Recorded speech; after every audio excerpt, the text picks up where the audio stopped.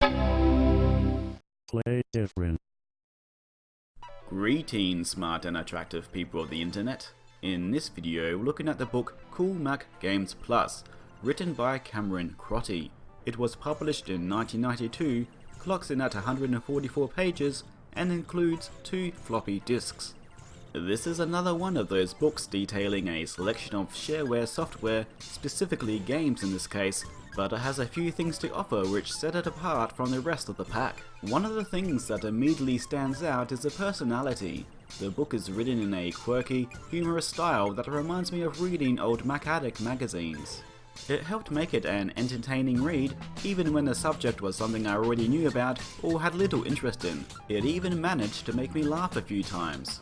Now, I'm sure a few people will find the author's style off-putting, and there were indeed times where it came off as a bit obnoxious. But overall, I think it helped the book have its own identity and age better than similar books from the same era. Anyway, the primary focus of the book is 16 shareware games. As usual, it's a pretty varied selection. The arcade lineup is pretty solid, with Glypher 2, Solarian 2, and Pac-Man. Pac-Man is also featured as one of the games well suited for PowerBooks, but I think it was unnecessary to include 2 Pac-Man clones.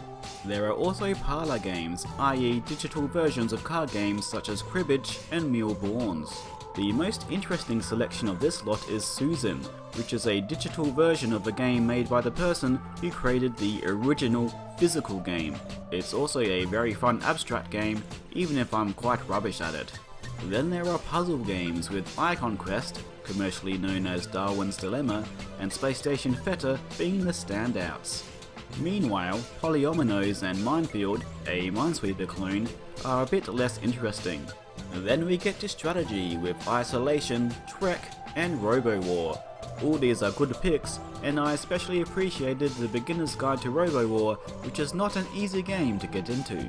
The book is actually pretty good in this regard in general, doing a good job of explaining the rules of each game and offering hints. None of the game descriptions are terribly insightful, but again, there is at least personality in the writing.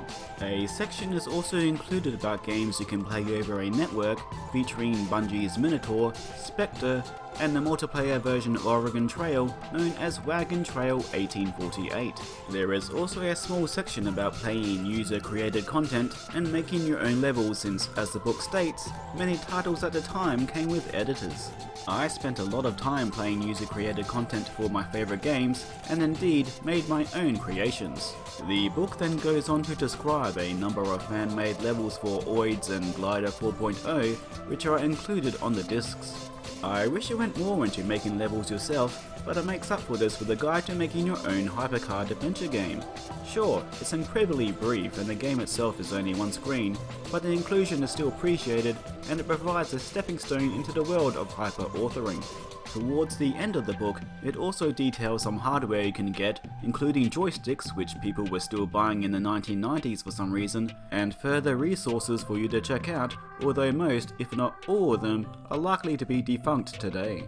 Overall, this book is a fun read which gives a nice snapshot of what it was like to be a Mac gamer at the time.